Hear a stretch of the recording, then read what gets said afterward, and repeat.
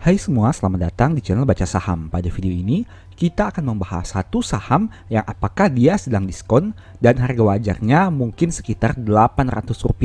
Tapi seperti biasa, semua pembahasan ini bukan rekomendasi dan hanya informasi.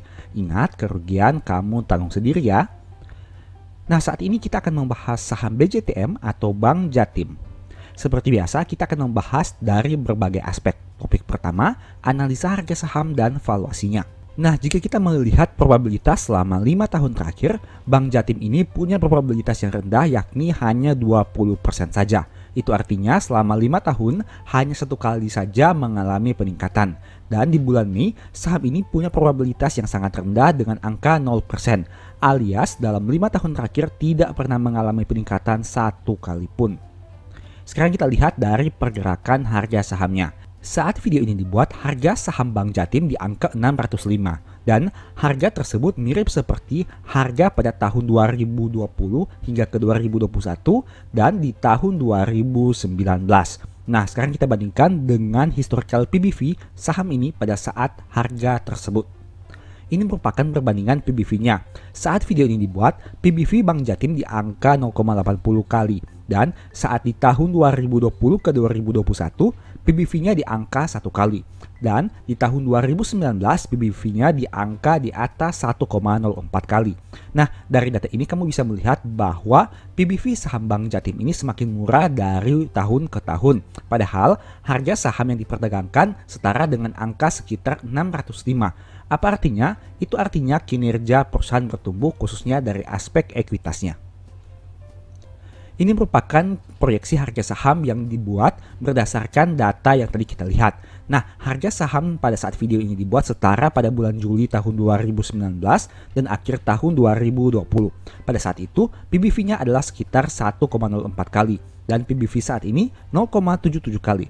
Itu artinya PBV saat ini lebih murah dibandingkan PBV di tahun tersebut. Dengan menggunakan book value 782, maka diproyeksikan harga saham Bank Jatim bisa di angka Rp800. Topik kedua, proyeksi dividen. Nah, saat video ini dibuat, kinerja laba Bank Jatim mengalami penurunan sekitar 5,83%. Apabila kita menyesuaikan dengan dividen per share yang dibagi tahun terakhir, maka diasumsikan proyeksi dividen di tahun depan akan menjadi Rp50 per lembar saham. Itu artinya yield dividennya akan turun jika menggunakan harga saham 605 dari 8,8 menjadi 8,3% dengan asumsi dividen payout ratio yang sama. Nah, tapi dengan angka yield 8,3% bisa dikatakan Bank Jatim ini juga masih menarik khususnya dari aspek dividennya. Topik ketiga, kinerja Q3 tahun 2023. Pertama, dari aspek kredit yang diberikan, teman-teman bisa lihat bahwa kredit perusahaan mengalami peningkatan dari 44,8 menjadi 50,4. Nah, di sisi yang lain, cadangan kerugian penurunan nilainya mengalami sedikit peningkatan dari 1,31 menjadi 1,36 triliun di tahun 2023 ini. Bagaimana dari aspek dana pihak ketiganya? Bisa teman-teman lihat di sini, saldo deposito berjangka mengalami peningkatan yang sangat luar biasa, khususnya untuk saldo pihak berrelasinya dari 339 naik menjadi 11.131. Dan untuk deposito berjangka pihak ketiganya mengalami penurunan meskipun tidak signifikan. Nah, ini merupakan salah satu aspek yang perlu teman-teman harus waspadai. Mengingat bank daerah biasanya memiliki saldo deposito yang tinggi atau artinya memiliki saldo kasa yang cenderung rendah sehingga menyebabkan beban bunga yang dibayarkan semakin besar. Berikutnya kita lihat dari aspek ekuitasnya yang mana mayoritas berasal dari saldo laba yang sudah dicadangkan dari 5 triliun menjadi 5,7 triliun dan angka ini mendominasi total ekuitas yang perusahaan miliki.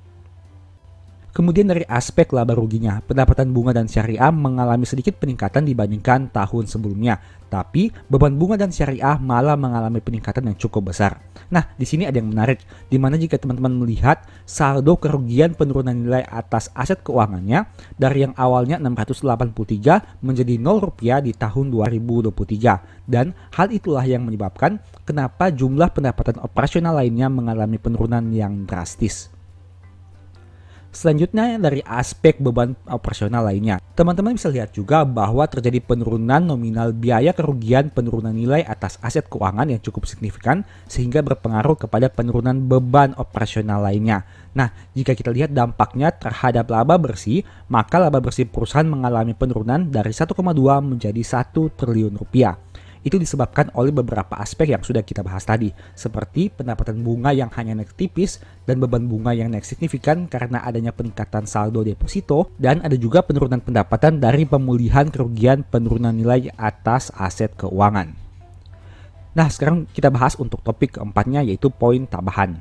Teman-teman bisa lihat di sini bahwa rasio DER perusahaan di angka 811%. Banyak orang mengatakan bahwa tidak apa-apa jika perusahaan perbankan memiliki rasio DER yang sangat tinggi. Tapi ingat, coba teman-teman bandingkan lagi komposisi hutang terhadap komposisi modal perusahaan ini. Dan bisa teman-teman bandingkan juga dengan rasio DER bank-bank besar seperti BCA, BRI, dan Mandiri. Apakah mereka memiliki rasio DER yang setinggi ini atau tidak?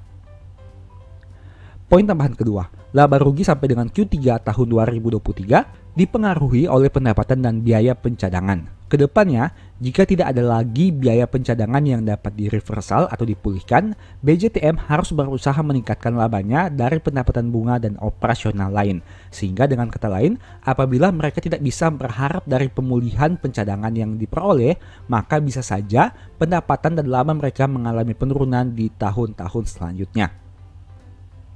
Topik tambahan ketiga, komposisi dana pihak ketiga Bank Jatim sangat dipengaruhi oleh deposito berjangka yang merupakan dana mahal karena membayar bunga yang tinggi, sehingga beban bunganya menjadi cukup besar. Tapi serba salah, karena apabila bunga depositonya rendah, rasanya cukup jarang orang yang ingin menempatkan dana di bank daerah, karena bank daerah biasanya terkenal dengan saldo deposito yang tinggi. Topik kelima, poin minus tentang saham ini. Yang pertama, bank daerah itu sulit berekspansi di luar daerah atau bahkan menjadi bank dengan skala nasional karena terbatas pada ruang lingkup yang cukup kecil. Poin kedua, salah satu top manajemen perusahaan memiliki kepemilikan lembar saham dengan nominal sekitar 1,7 miliar rupiah. Angka ini bisa dikatakan cukup kecil mengingat apabila dibandingkan dengan top manajemen dari BCA, BRI, Mandiri, dan lain sebagainya, mereka memiliki total kepemilikan saham yang jauh lebih besar dibandingkan 1,7 miliar rupiah saja. Poin minus ketiga, BJTM ini mengalami penurunan harga saham secara year to date maupun 5 tahun terakhir. Dulunya sempat di angka 970, tapi kini hanya di angka 605 rupiah saja. Demikianlah pembahasan singkat saham BJTM. Selalu ingat bahwa video ini bukan rekomendasi dan hanya edukasi. Segala risiko kerugian menjadi tanggung jawab kamu sendiri. Nah, kira-kira di video berikutnya kamu ingin dibahas materi apa lagi? Tulis di kolom komentar ya. Sebagai informasi, berikut ini beberapa list e-book baca saham. Pertama, strategi nabung saham.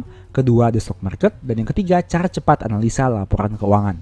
Apabila tertarik, silahkan chat saja pada nomor WA yang tercantum. Sekian video ini, semoga bermanfaat. Thank you.